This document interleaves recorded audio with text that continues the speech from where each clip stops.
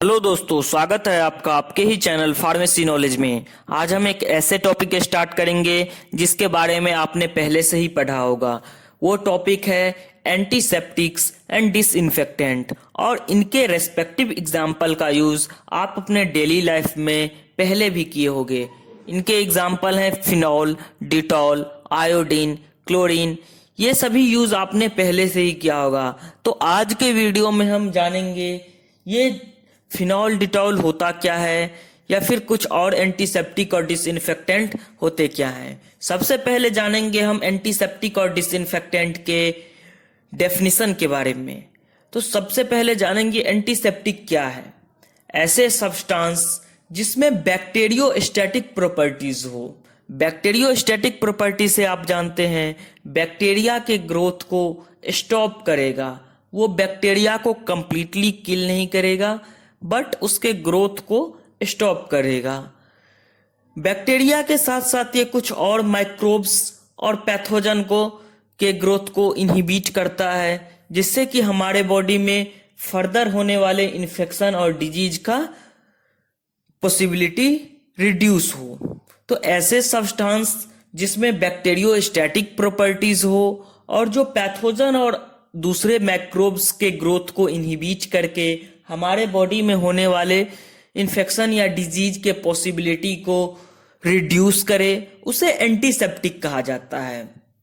और एंटीसेप्टिक के लिए एक चीज आप हमेशा ध्यान रखना, ये हमेशा लिविंग टिश्यू या स्किन पे अप्लाइड किया जाता है। लिविंग टिश्यू से मेरा मतलब है कहीं भी स्किन पे कोई वॉन्ड्स हो गया, वहां अगर पैथोजन जनरेट हो रहा है तो उस पैथोजन के ग्रोथ को रोकने के लिए हम एंटीसेप्टिक का यूज करते हैं। या फिर आपने देखा होगा मुंह में कोई सा छाले हो जाते हैं या कोई माउथ डिजीज हो जाता है, उस केस में भी हम बीटाडीन, पोवियोडीन, आयोडीन का हम गार्गल्स यूज करते हैं, जिसे हम एंटीसेप्टिक के एग्जाम्पल है वो।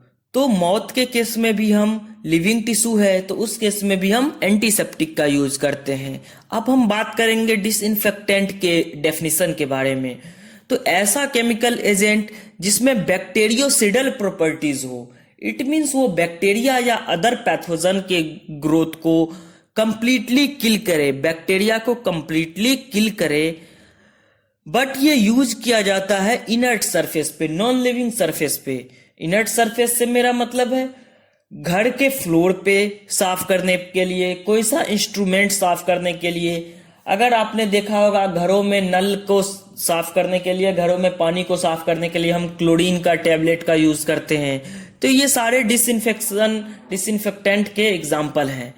तो ऐसा केमिकल एजेंट जिसमें बैक्टीरियोसिडल प्रॉपर्टीज हो, बैक्टीरिया को किल करने की प्रॉपर्टीज हो, और जो इनर्ट सरफेस पे उसका यूज किया जाए ताकि हमारे बॉडी में होने वाले फर्दर इन्फेक्शन या डिजीज के पॉसिबिलिटी को रिड्यूस कर सके, तो उसे हम डिसइंफेक्टेंट कहेंगे। डिसइंफेक्टेंट के बारे में एक चीज याद रखना कि ये एंटीसेप्टिक से कहीं ज्यादा पावरफुल होते हैं।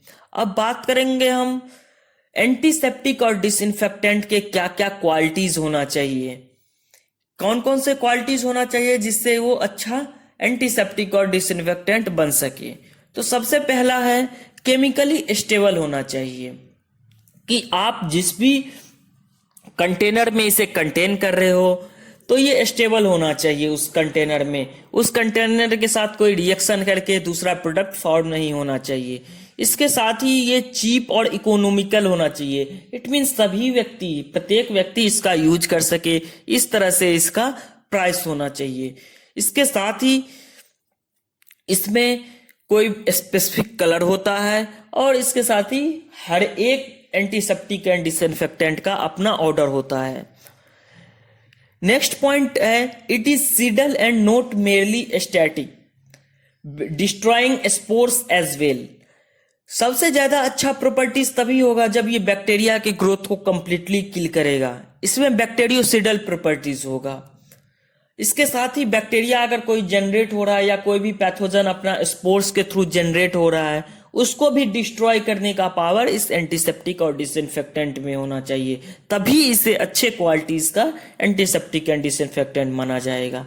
इसके साथ ही नेक्स्ट पॉइंट है एक्टिव अगेंस्ट ऑल पैथोजेन। ये सभी पैथोजन के अगेंस्ट अपना एक्शन शो करके उसे बैक्टीरियोसिडल प्रॉपर्टी शो करके उसे कंप्लीटली किल करे या उसके ग्रोथ को डिस्ट्रॉय करे। ये सभी पैथोजन है, बैक्टीरिया, फंजाई, वायरस, प्रोटोजोआ, सभी पैथोजन के अगेंस्ट ये अपना एक्शन शो करेगा और उसके ग्रोथ को इनहिबिट करेगा। इसके साथ ही नेक्स्ट पॉइंट है require brief time of exposure, कि जब हम इसका एंटीसेप्टिक और डिसइंफेक्टेंट का यूज करते हैं तो ज्यादा से ज्यादा समय तक ये अपना इफेक्ट शो करे, तभी हम इसे अच्छे क्वालिटीज का एंटीसेप्टिक एंड डिसइंफेक्टेंट मानेंगे। इसके साथ ही नेक्स्ट और इंपॉर्टेंट पॉइंट जो है वो है active even in the presence of blood, पस, एक्सुडेट एंड एक्सक्रीट्रा। मान लो हमारे बॉडी में किसी भी प्रकार के वॉन्ड्स हो गए, किसी भी प्रकार के घाव हो गया या चोट लग गया, तो अगर उस पर कोई पैथोजन या माइक्रोब्स जनरेट हो रहा है या फिर पस में ब्लड प्रेजेंट है या पस प्रेजेंट है, उसमें कोई माइक्रोब्स का जनरेशन हो रहा है, तो उसमें भी एंटीसेप्टिक काम करना चाहिए ताकि उस जनरेट हो रहे माइक्रोब्स को अच्छे तरीके से उसके ग्रोथ को इनहिबिट किया जाए। नेक्स्ट कुछ और पॉइंट है कि एक आइडियल एंटीसेप्टिक होने के लिए क्या क्या क्वालिटीज होना चाहिए। तो first point is rapid in action and exert sustained protection. It means इनका जो एक्शन होना चाहिए एंटीसेप्टिक का वो रैपिड होना चाहिए। अगर हम किसी वोंड्स पे लगा रहे हैं तो तुरंत ही ये पैथोजन या कोई भी मैक्रोब्स के ग्रोथ को इनहिबिट करेगा, साथ ही साथ ये लंबे समय तक अपना इफेक्ट शो करेगा as a bacteriostatic agent. Next is non irritating to tissue, should not delay healing. Non irritating to tissue it means, क्योंकि हम सभी जानते हैं एंटीसेप्टिक का यूज हम करते हैं लिविंग टिश्यू पे, कोई भी स्किन पे या माउथ पे, तो ये इरिटेशन कॉज नहीं होना चाहिए इसके कारण, क्योंकि इरिटेशन कॉज होगा तो फिर ये अलग ही प्रॉब्लम क्रिएट करेगा। इसीलिए अगर हम लिविंग टिश्यू पे इसे अप्लाई कर रहे हैं तो ये इरिटेशन कॉज नहीं करना चाहिए। साथ ही साथ नॉन एब्जॉर्बेबल, अगर हम स्किन पे इसका यूज करते हैं तो ये सिर्फ अपर सरफेस पे अपना एक्शन शो करेगा और बैक्टीरिया की ग्रोथ को इनहिबिट करेगा। ये एब्जॉर्ब नहीं होगा स्किन से, ताकि जाके ब्लड में जाके या कोई भी सिस्टेमिक सर्कुलेशन में जाके अपना टॉक्सिसिटी प्रोड्यूस करे। इसके साथ ही नॉन सैनिटाइजिंग और नो एलर्जी, अगर हम स्किन पे या किसी भी लिविंग टिश्यू पे अप्लाई करते हैं तो ये वहां कोई भी एलर्जी कॉज नहीं करना चाहिए, तभी एक इसे आइडियल एंटीसेप्टिक माना जाएगा। इसके साथ ही नेक्स्ट पॉइंट है compatible with soap and other detergent. अगर हम कोई भी बॉडी पे सोप अप्लाई करते हैं और उसके बाद हम एंटीसेप्टिक अप्लाई करते हैं तो ये दोनों कोई एडवर्स इफेक्ट शो नहीं करना चाहिए, तभी इसे आइडियल एंटीसेप्टिक माना जाएगा। अब हम बात करते हैं एंटीसेप्टिक एंड डिसइंफेक्टेंट के मेन क्लासिफिकेशन के बारे में। तो पहला क्लास है फिनोल डेरिवेटिव, जिनके एग्जाम्पल हैं क्रिसोल, क्लोरोजाइनोल। ये सभी प्रोडक्ट फिनोल कंटेन करेंगे। नेक्स्ट इज ऑक्सीडाइजिंग एजेंट, जिनके एग्जाम्पल हैं potassium permanganate, hydrogen peroxide and benzoyl peroxide. Next class is halogens. Halogens में मेनली आते हैं आयोडीन और क्लोरीन, जिनका आपने पहले भी यूज किया होगा। नेक्स्ट क्लास इज बायोगुनाइड, जिसके एग्जाम्पल हैं chlorhexidine. Next class is quaternary ammonium या कैटोनिक कंटेनिंग कंपाउंड, जिसमें मेन जो एग्जाम्पल होते हैं आपको याद रखना पड़ेगा सेट्रिमाइड, जो बहुत ही इंपॉर्टेंट एग्जाम्पल है, and benzyl alkonium chloride.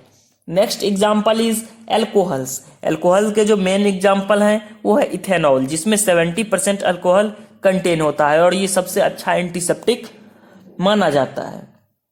And इसके और एक एग्जाम्पल है isopropanol. Next example is aldehyde. Aldehyde के एग्जाम्पल हैं formaldehyde. Next class is acids. Acid के एग्जाम्पल हैं boric acid and acetic acid. Next class is metallic salt, जिसके एग्जाम्पल हैं सिल्वर नाइट्रेट, सिल्वर साल्फाडाइजीन जो बर्न थेरेपी में काम आता है, calamine lotion, zinc oxide. And next example is dye, जिसमें हम एक्रीफ्लेविन डाइज या प्रोफ्लेविन डाइज का यूज करते हैं। And last one example is फ्यूरेंजोइन। फ्यूरेंजोइन में एग्जाम्पल है नाइट्रोफ्यूरेंजोइन, जिसमें आप यूरिनरी ट्रैक्ट इन्फेक्शन में इस एंटीसेप्टिक्स का यूज करते हैं। थैंक यू दोस्तों। नेक्स्ट वीडियो में हम इन्हीं सब एंटीसेप्टिक और डिसइंफेक्टेंट के मैकेनिज्म ऑफ एक्शन की बात करेंगे।